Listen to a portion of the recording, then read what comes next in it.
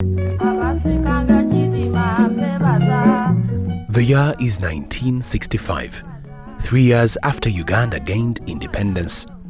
The independence euphoria is still on, with every Ugandan still finding a footing in a new independent country.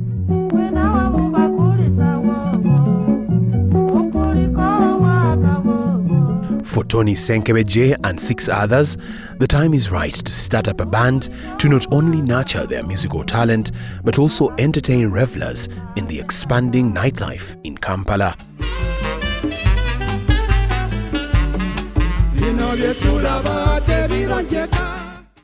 The group booked space along Kampala Road alongside the late Eli Wamala to start what would be known as the Cranes Band, a musical group that grew so popular that it often entertained former President Idi Amin Dada.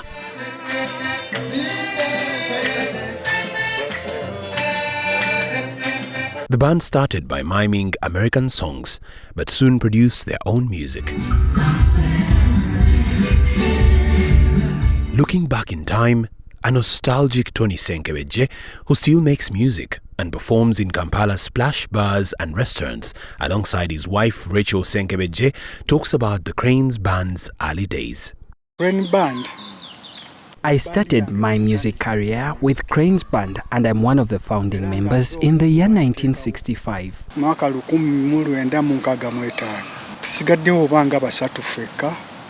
In 1974, while on tour in Nairobi, Tony Senkebejje had news that one of his protégés, Moses Matovu, a vocalist, alto and saxophonist, had broken ranks with the Cranes Band to form what is now the Afrigo Band.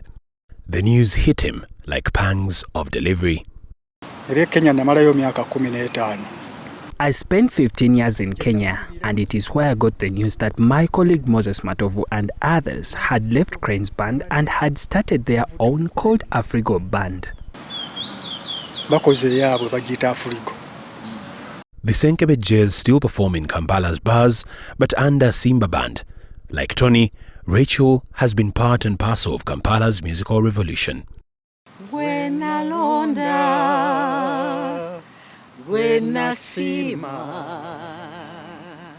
Moses Matovu's split from the Cranes Band came with several challenges at the start, but the group pulled through and has remained a staple to Uganda's musical scene ever since.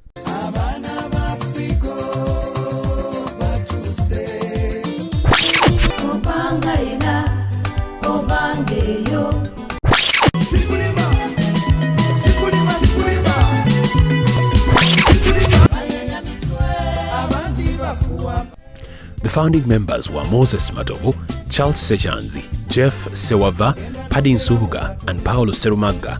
Others were Fred Luyombia, Geoffrey Chizito, and Anthony Cheyune. All these, except Matovu, have since died and replaced with younger talent.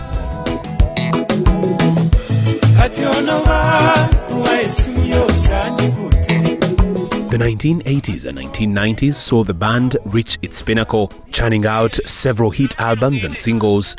The stars of the period included Rachel Magola, the current woman MP for Bugweri District, Joanita Kawalia, Herman Sewanyana, and several others.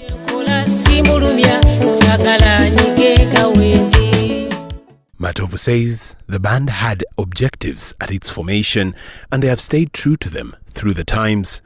The rise of new talent and technology hasn't affected the band's fortunes.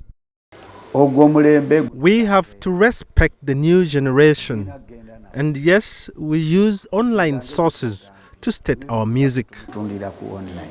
In the late 1990s, Herman Sewanyana broke away to form Percussion Discussion. His bond with Afrigo Band is, however, unbreakable. Music in Afrigo Band.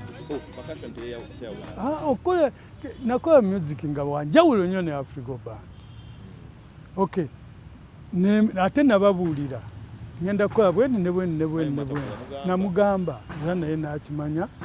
As the country celebrates 59 years of independence, the call is for Ugandans to forge a way forward following a devastating pandemic, a disease that has forced the Afrigo Band off the stage for the first time since its founding. As we celebrate independence of this year, I really I beg all Ugandans who can afford to go for vaccination, please do. Those who have not yet been vaccinated, please go and vaccinate so that you let us work also. I think we are entertainers and we entertain you. So if we don't entertain you, you are not happy. The band for a long time had a residence at Club Obligato. Nonetheless, it tours regularly in Europe and the United States to play to Ugandans in the diaspora.